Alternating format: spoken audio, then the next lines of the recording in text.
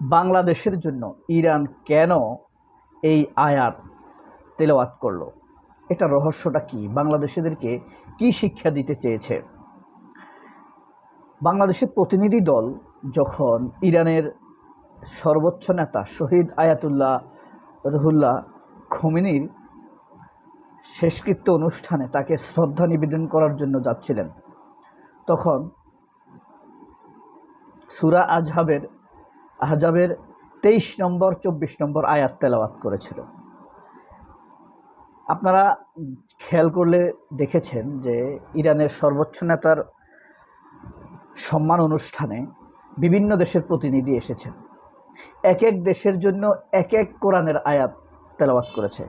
এর মধ্যে খুবই উল্লেখযোগ্য সিগনিফিকেন্ট হলো বাংলাদেশের জন্য যে আয়াতটি তেলাওয়াত করেছে এবং সৌদি আরবের জন্য যে আয়াতটি তেলাওয়াত করেছে। এই দুইটি আয়াত দিয়েই ইরান কি কিছু একটা শিক্ষা দিতে চাইলো বাংলাদেশকে এবং সৌদি আরবকে? আমরা সেই জিনিসটি এখন বোঝার চেষ্টা করব।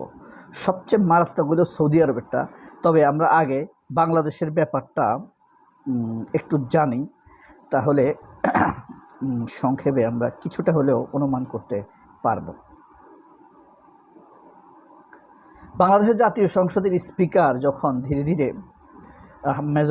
শ্রদ্ধেয় মেজর হাফিজউদ্দিন যখন ইরানের সর্বোচ্চ নেতার কফিনের দিকে এগিয়ে যাচ্ছিলেন, তখন সূরা আহজাবের 23 নম্বর আয়াত তেলাওয়াত করা হচ্ছিল, যার অর্থ দাঁড়ায় মুমিনদের মধ্যে কিছু মুমিন আল্লাহর সাথে তাদের কৃত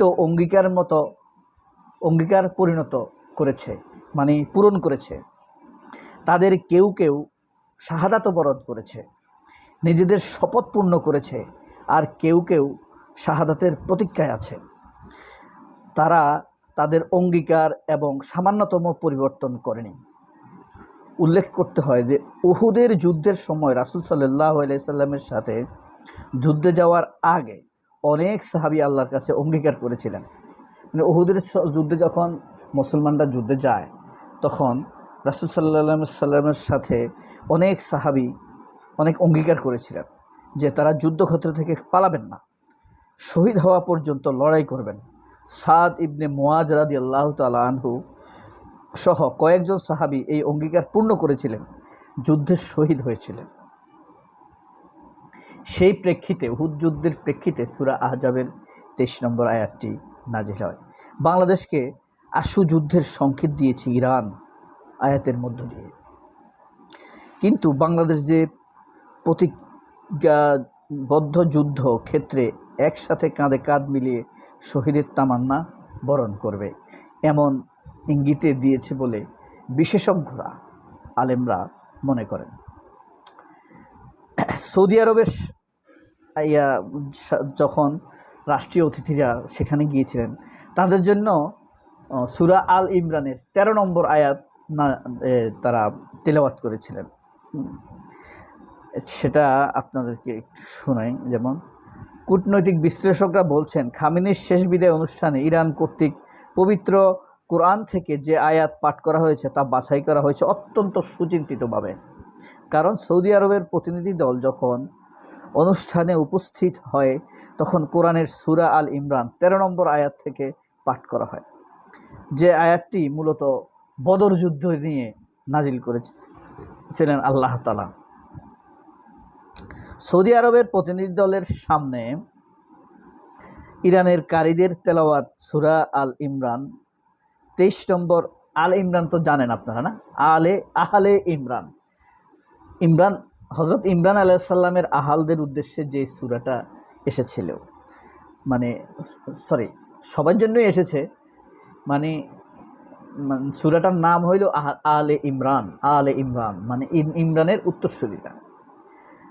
আদি আরবের প্রতিনিধি দলের সামনে ইরানের কারীদের তেলাওয়াতকৃত সূরা আল ইমরান 13 নম্বর আয়াতে বঙ্গানুবাদ, যার অর্থ দাঁড়ায়, তোমাদের জন্য অবশ্যই নিদর্শন আছে সেই দুদল সৈন্যের মধ্যে যারা পরস্পর প্রতিদ্বন্দ্বী রূপে দাঁড়িয়েছিল বদরের প্রান্তরে, বদরের যুদ্ধের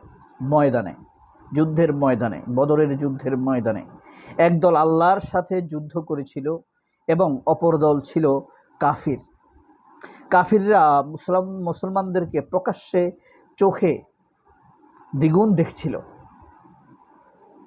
আল্লাহ যাকে ইচ্ছা স্বীয় সাহায্যের দ্বারা শক্তিশালী করে থাকেন। নিশ্চয়ই এতে দৃষ্টিমানদের জন্য শিক্ষা রয়েছে।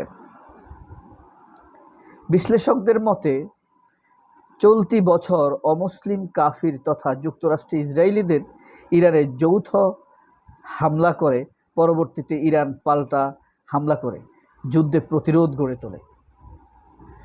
তবে ইরানের এই যুদ্ধে সৌদি আরব সহ অন্য পার্শ্ববর্তী দেশগুলোর ভূমিকা ছিল বিতর্কিত।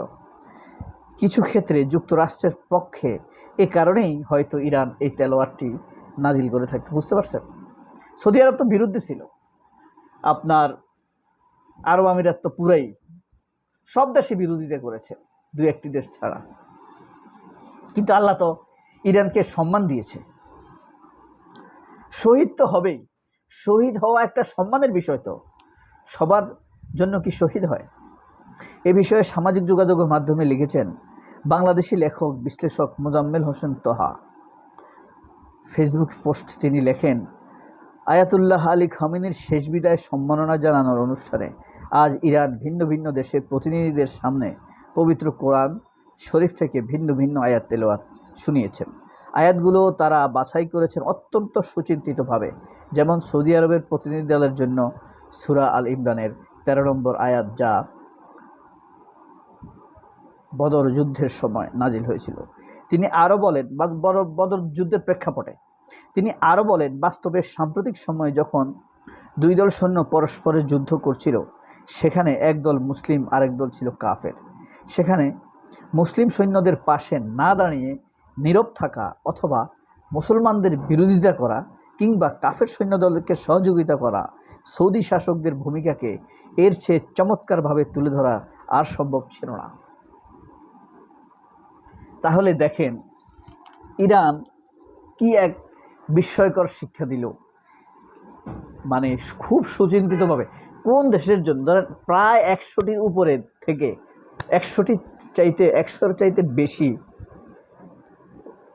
দেশ থেকে প্রতিনিধি গিয়েছে শহীদ আয়াতুল্লাহ রুহুল্লাহ খোমেনির ইন্তিকালের জন্য সম্মান জানাতে।